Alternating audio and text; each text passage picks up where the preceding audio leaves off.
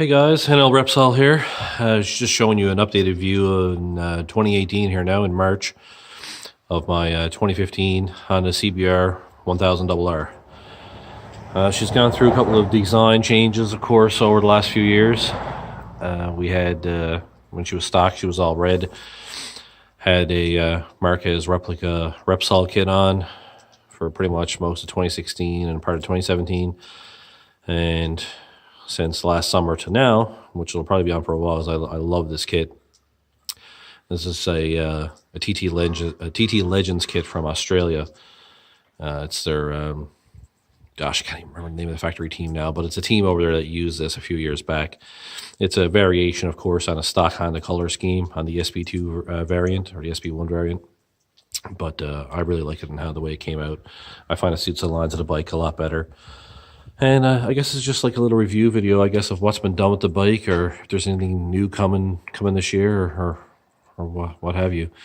But really, the only things left that I would like to do would be a quick shifter.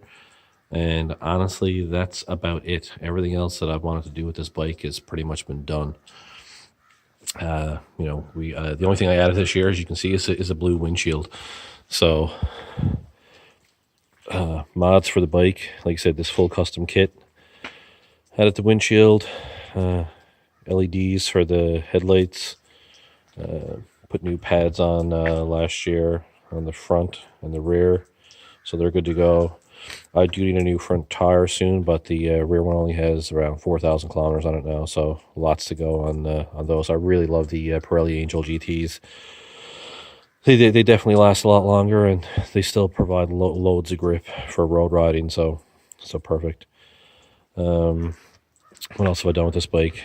Originally, it had a Yoshimura R77. I sold that, and of course got the SC Project CRT slip-on. Got that from the guys at Motivation USA down in Texas. They hooked me up with a great deal, so check those guys out if you're looking for one of those. What else have I done? I had a Danos ECU mod. Originally, this had a power commander on it. Never could get the exhaust tune right with it. Once I had the ECU tune, everything was great. So I did the whole works. Block off plates, removed all of the odds and ends for the piping and the fitting for this bike for emissions. That's what I'm trying to come up with. As you can see, I removed the O2 sensor as well.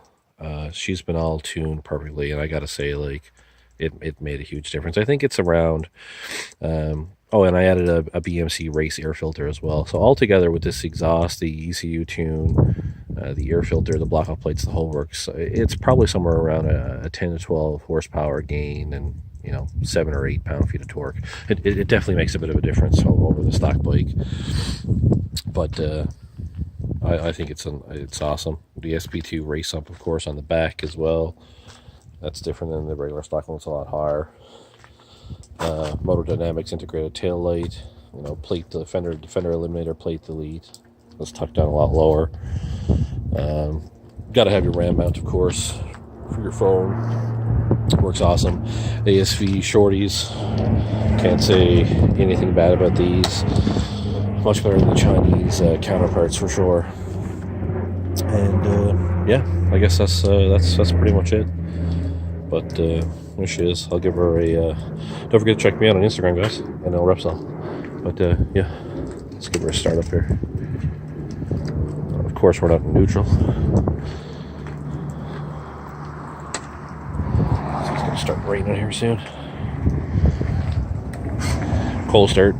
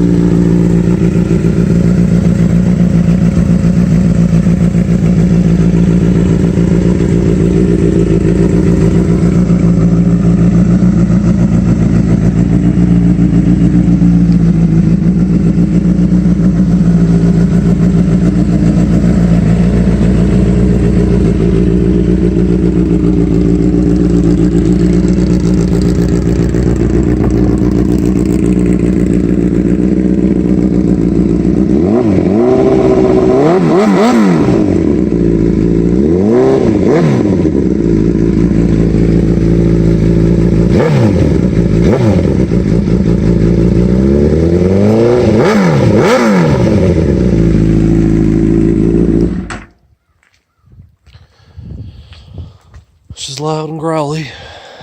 She's loud. But I love it, I gotta say. Well, there you have it, folks. Any questions or anything you have, shoot us a message. Don't forget to like and follow the channel, and don't forget to subscribe. And check me out on Instagram and all my other social media accounts. And check out NL Sport Bikes, our local sport bike club. Till next time, folks, NLRepsol, out.